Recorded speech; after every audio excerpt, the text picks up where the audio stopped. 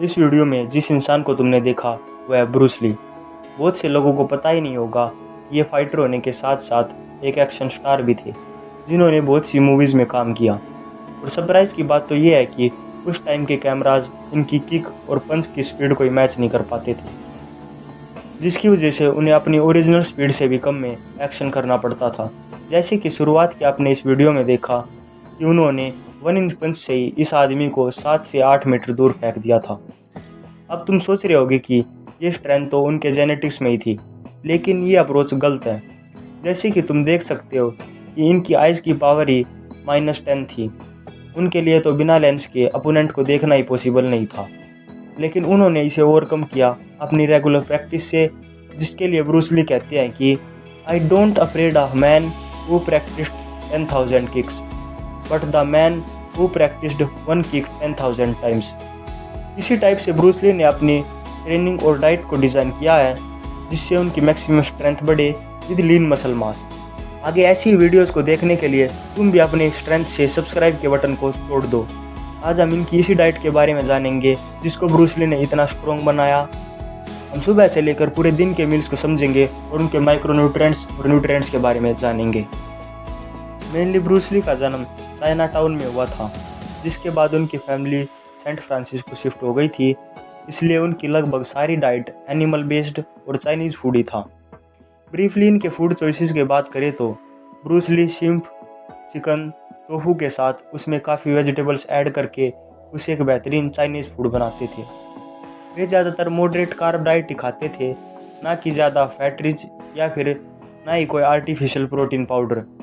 उनको dairy products बिल्कुल नहीं पसंद थे, इसलिए वे अपने सीरियल्स में भी मिल्क की जगह मिल्क पाउडर ऐड करते थे। रिफाइंड और प्रोसेस्ड चीज़ों से वे दूर रहते थे। मेनली रियल फूड पे वे निर्भर थे, जिसमें वे 5 मील्स लेते थे, ना कि 3 बड़े मील्स।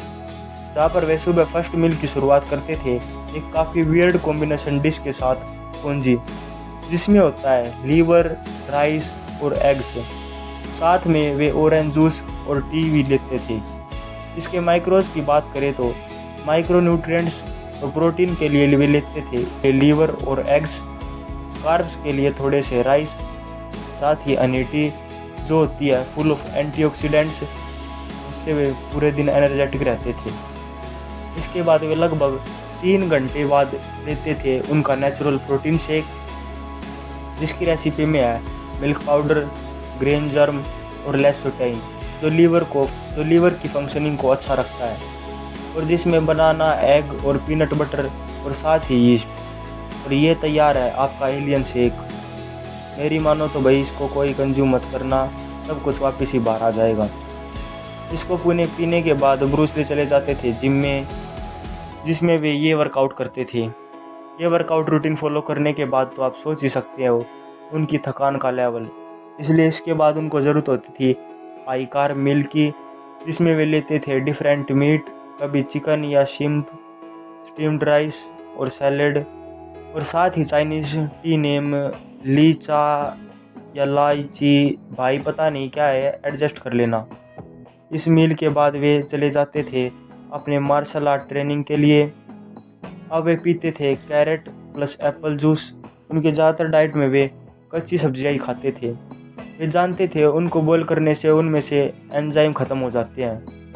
अब टाइम आता है उनके लास्ट और फाइनल मील का, डिनर, जिसमें वे कंज्यूम करते हैं स्पैगेटी विद मीट सॉस और सम सैलेड, और जैसे कि आपको पता है वे डायरी प्रोडक्ट्स कंज्यूम नहीं करते थे, वो यूज़ करते थे milk powder. That's all is dinner. अब वे कितने अमाउंट में ये सब खाते थे मुझे ऐसी कोई रिपोर्ट तो नहीं मिली, पर मेजरली पता चलता है कि उनकी diet high in protein, moderate in carbs और लो इन फैट वाली थी। अगली वीडियो किसके डाइट प्लान पर होनी चाहिए आप कमेंट बिलो कर सकते हो।